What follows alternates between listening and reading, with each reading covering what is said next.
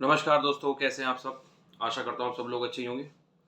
कल है 5 दिसंबर, दिन शुक्रवार, सेंसेक्स की एक्सपायरी।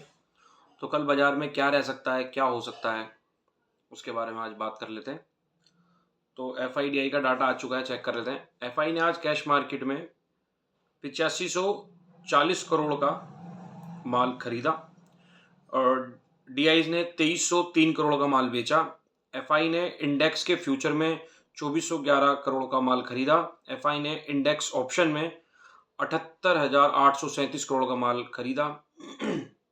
एफ ने स्टॉक के फ्यूचर में 6,825 करोड़ का माल खरीदा और एफ ने स्टॉक ऑप्शन में 825 करोड़ का माल बेचा। देखो डाटा ठीक है। और आज बाजार के अंदर शॉर्ट कवरिंग भी आई, क्योंकि एफ ने इंडेक्स ऑप्शन में भी बाइंग थी, एफ की कैश मार्केट में भी बाइंग थी। और जो डाउन साइड एक स्पाइक आया था, वो डी ने माल वहां पर अपना प्रॉफिट बुक किया होगा। इस वजह से हमें देखने को ऊपरी लेवल से दबाव हमें देखने को मिला। एफ की अब कॉल में जो पोजीशन है वो है 6 लाख। एफ की कॉल में पोजीशन हाँ 3,28,000 के आसपास एफ की कॉल में पोजीशन है और पुट में पोजीशन है लगभग 5,80,000 के आसपास। तो कॉल लगभग 3.25 के आसपास है और 5.25 के आसपास पुट है। आज निफ्टी 50 24,850 तक गया था, फिर वहां से डाउन साइड और फिर उसने लो लगाया था 24,500 के आसपास का। सुबह का लो इसका 24,290 के आसपास का था।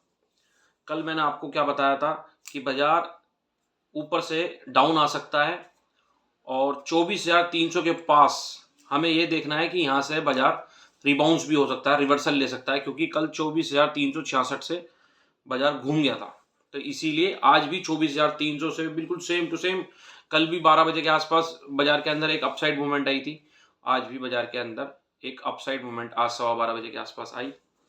तो कल क्या रह सकता है बाजार के अंदर। देखो अभी यूएस के फ्यूचर्स मामूली अंतर से आज सुबह से ही यूएस फ्लैट है, 3 से 4 पॉइंट में ही फ्यूचर इनका सुबह से चल रहा था और अभी गैप डाउन है, 50-60 पॉइंट डाउन है यूएस में। डाउ भी, नेस्डैक भी, दोनों S&P 500 तीनों इंडेक्स डाउन है और T125 इसराइल का इंडेक्स वो भी मामूली अंतर से डाउन है। और यूरोप में तीनों इंडेक्स वो भी फ्लैट चल रहे हैं और डेक्स अभी 70-75 पॉइंट प्लस है। CAC और FTSE ये भी 20-30 पॉइंट प्लस है। क्रूड अभी $72 के आसपास है और हो सकता है क्रूड में एक उछाल हमें देखने को मिले और बीती रात वो 73 से पार करके 74 के आसपास आ सकता है। कल हमें 74 के आसपास क्रूड मिल सकता है। तो क्रूड में अगर आपको लेनी है तो कॉल ले सकते हैं। अभी क्रूड में कॉल का मुझे लग रहा है कि क्रूड में आपको कॉल लेनी चाहिए। अगर आप क्रूड में इंट्राडे अगर कुछ करते हैं तो आप उसमें कॉल ले सकते हैं।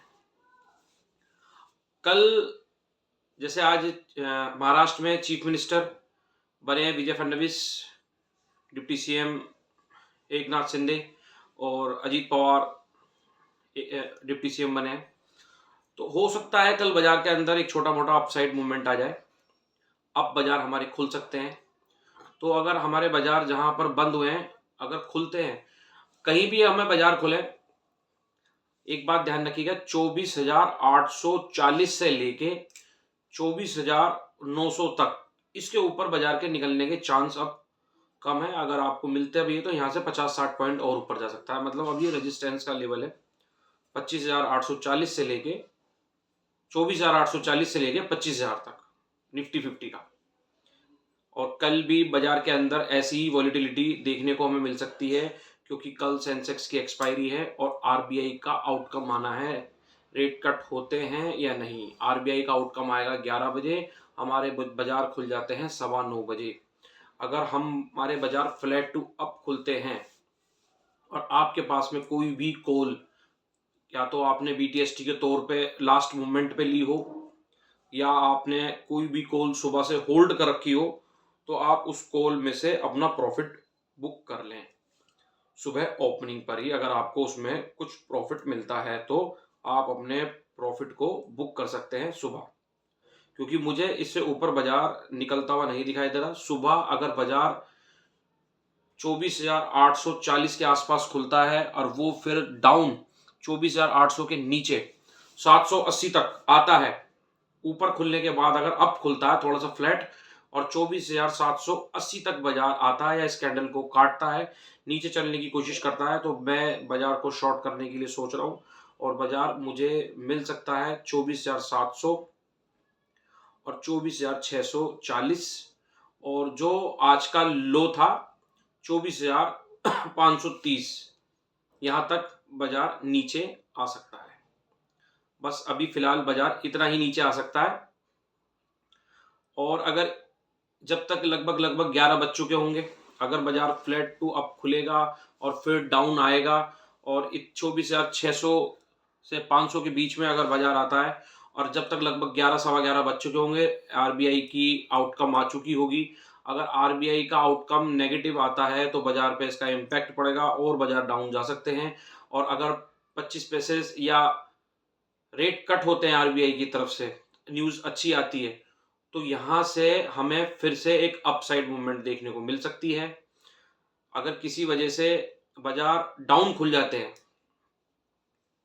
जैसे यूएस के फ्यूचर्स और यूएस एक्चुअल अभी माइनस है और बीती रात ये माइनस में बंद होते हैं और सुबह गिफ्ट निफ्टी माइनस होती है और ग्लोबल सेंटीमेंट सब नेगेटिव होते हैं, और हम अगर गैप डाउन खुल जाते हैं, कहाँ तक खुल सकते हैं, 24,500 के आसपास हम बंद हुए हैं, 24,600 के आसपास बंद हुए हैं।